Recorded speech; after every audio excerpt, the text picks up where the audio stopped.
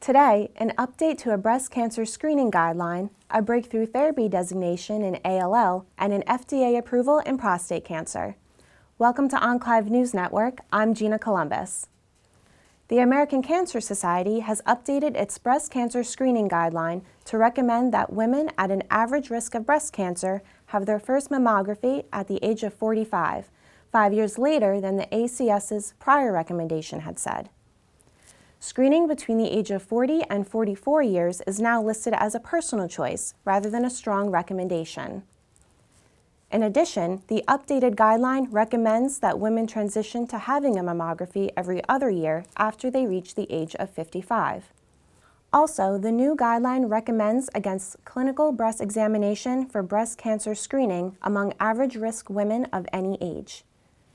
These recommendations are made with the intent of maximizing reductions in breast cancer mortality and years of life saved while being attentive to the need to minimize harms associated with screening, said Dr. Kevin Ofinger, chair of the Breast Cancer Guideline Panel, in a statement.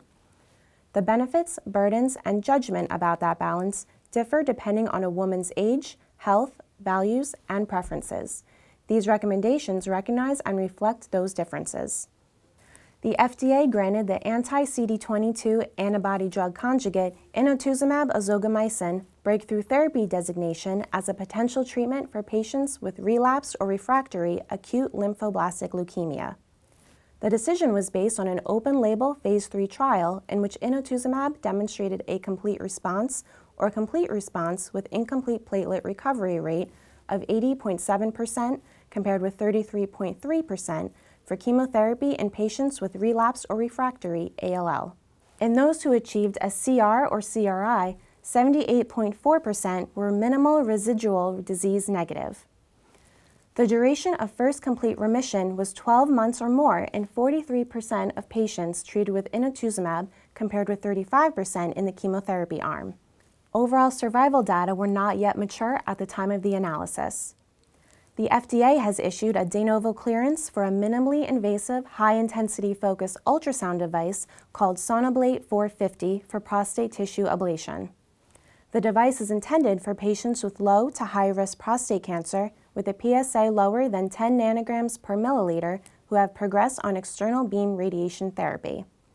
This positive decision follows a negative vote in October 2014 from the FDA's Gastroenterology and Urology Devices panel. At this hearing, the panel expressed desires to review further data on the device. In data from the first 100 patients in a 200-patient trial, 50% of those treated with Sonoblate 450 obtained local control of their disease, which was defined as a PSA nadir of 0.5 nanograms per milliliter or lower, along with a negative biopsy at 12 months. In those with biopsy results, the local control rate increased to 64.1%. The FDA's decision marks the first approved device to use this technology in the United States. Trial investigator Dr. Michael Koch said in a statement, "Simultaneous advances in imaging, fusion technologies, and now more focused therapies are going to allow us to precisely diagnose prostate conditions and ablate these targeted areas rather than perform whole gland prostate surgery, which carries a significant burden on quality of life," he said. HIFU will become the workhorse of subtotal prostate therapy. The National Comprehensive Cancer Network unveiled an initiative called the NCCN Evidence Blocks that incorporates cost considerations within new versions of its guidelines. It is designed to aid treatment discussions between physicians and patients. The evidence blocks combine efficacy, safety, quality of evidence, consistency of evidence, and affordability. These variables are represented in a matrix block that awards each a score from 1 to 5, with a score of 1 being the lowest. Affordability of the regimens in the guideline is based on a spectrum of cost considerations that include the overall treatment cost, toxicity, and other elements of care, not just the cost of a particular drug. The first 2 sets of evidence blocks were released for chronic myeloid leukemia and multiple myeloma. Separate evidence blocks are expected by the end of 2017 for all 61 of the NCCN guidelines. Enclave's patient portal, Cure Connections, launched a series of videos for Breast Cancer Awareness Month. The latest series includes videos on BRCA testing, the genetic counseling visit, and understanding options for those who are found to have a BRCA mutation. In this next video, Dr. Philippa Cheatham introduces clips from the breast cancer videos.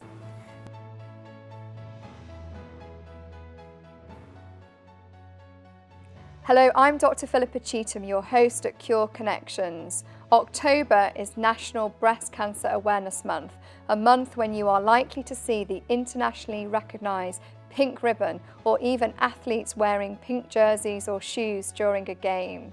At Cure Connections, we encourage you to talk to your sisters, mothers, daughters and friends about breast cancer because about 1 in 8 will be affected by the disease. The old idea of surgery and then chemo or whatever and then radiation is very old-fashioned.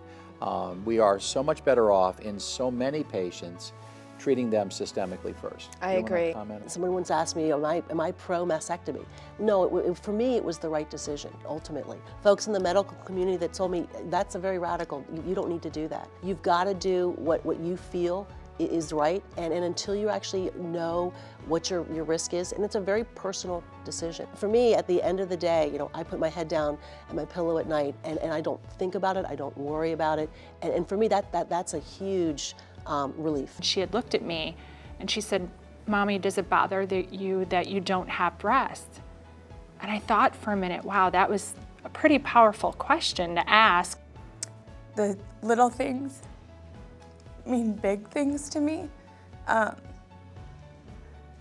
think you try to make more memories, try to create more moments, and not forced, but were things you'd be like, oh, we'll do that later. I want to live now. Come to Cure Connections to better understand your risks for developing breast cancer. For those of you with a diagnosis of breast cancer, Cure Connections offers many video resources on a wide range of topics, no matter what stage of the disease you have. Visit cureconnections.curetoday.com to find these and other videos geared for your patients and their families. That's all for today. Thank you for watching Enclave News Network. I'm Gina Columbus.